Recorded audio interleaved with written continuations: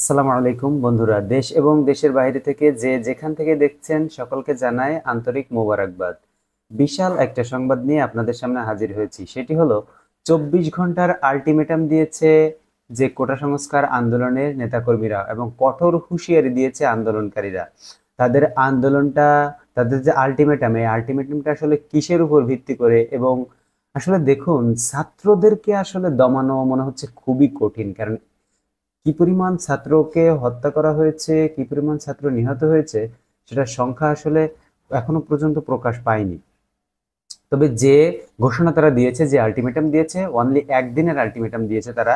গ্রেপ্তার ও গুম হওয়া ব্যক্তিদের আগামী 24 ঘন্টার মধ্যে মুক্তি দিতে হবে এবং শিক্ষার্থীদের বিরুদ্ধে করা মামলা তুলে নিতে হবে সরকারকে, একদিনের আলটিমেটাম দিয়েছে বৈষম্য বিরোধী ছাত্র আন্দোলনের নেতারা। পাশাপাশি মন্ত্রী থেকে শুরু করে কনস্টেবল পর্যন্ত যারা সহিংসতার জন্য দায়ী তাদেরকে বিচারের আওতায় আনতে হবে। বেঁধে দেওয়া সময়ের মধ্যে দাবি না মানলে নতুন কর্মসূচি দেওয়ার হুঁশিয়ারি দেন তারা। চিন্তা করা যায় কত শক্তি ছাত্রদের, আসলে ছাত্রদেরকে দমানো খুবই কঠিন ব্যাপার। শনিবার 27 জুলাই রাতে অনলাইনে অনুষ্ঠিত এক সংবাদ সম্মেলনে নেতারা এই ঘোষণা দেন। একটু আগেই এই ঘোষণাটি এসেছে। সম্মেলনে আন্দোলনের সমন্বয়ক আব্দুল হান্নান মাসুদ বলেন, রোববার 28 জুলাই জেলা, উপজেলা সহ সব পর্যায়ে হেলথ ফোর্স এবং লিগ্যাল ফোর্স গঠন করা হবে।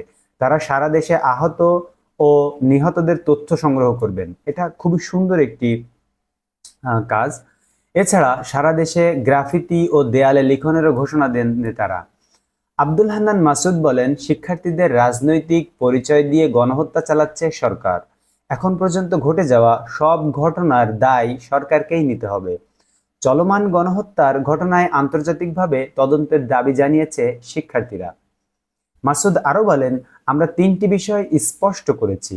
এর আগে 2018 সালে কোটা বাতিলের প্রজ্ঞাপন জারির পর সেটি 6 বছরও টেকেনি।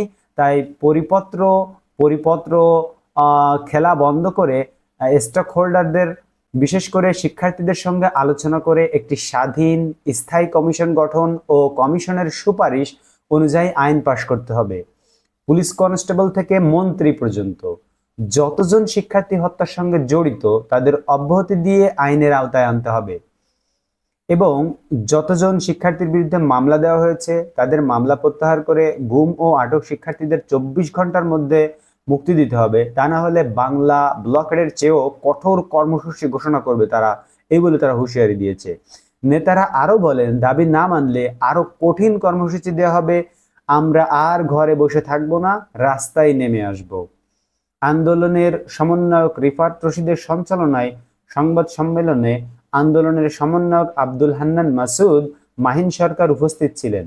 সম্মেলনের প্রথমে নেতা বলেন, এক বাজে অবস্থায় আমরা আপনাদের সামনে এসেছি।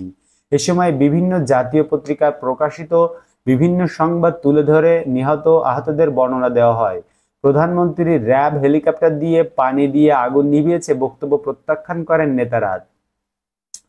তারা প্রশ্ন রেখে বলেন, রাজপথে ছাত্রলীগের যেসব নেতাকর্মী শিক্ষার্থীদের উপর আক্রমণ করেছে তাদের কি গ্রেপ্তার করা হয়েছে? কোটা সংস্কার আন্দোলনের এক দফা বাস্তবায়ন হয়নি দাবি করে বিশ্ববাসীর কাছে গণহত্যার বিচার দাবি করেছে বৈষম্য বিরোধী ছাত্র আন্দোলনের নেতাকর্মীরা।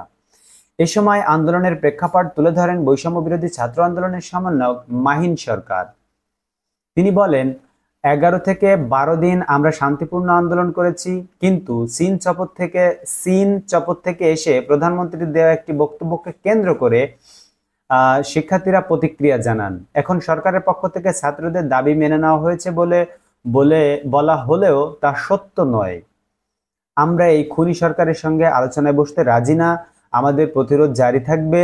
আমাদের সঙ্গে সাধারণ মানুষও যোগ দিয়েছেন। তারা বলেন, সহিংসতা ও মৃত্যুর ঘটনায় সরকারের পক্ষ থেকে দুঃখ প্রকাশ করা হয়নি, বরং শিক্ষার্থীদের রাজনৈতিক ট্যাগ দিয়ে অপরাজনীতি করা হচ্ছে। এই দায় সরকারকেই নিতে হবে বলে হুঁশিয়ারি দিয়েছেন ছাত্র আন্দোলনের নেতাকর্মীরা।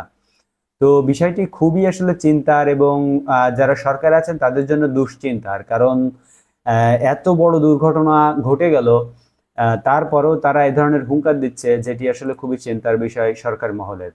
ধন্যবাদ সকলকে দেখার জন্য। ভিডিওটি শেয়ার করে সকলকে জানিয়ে দিন যে তারা আবার ঘোষণা দিয়েছে, আলটিমেটাম দিয়েছে 24 ঘন্টার মাত্র।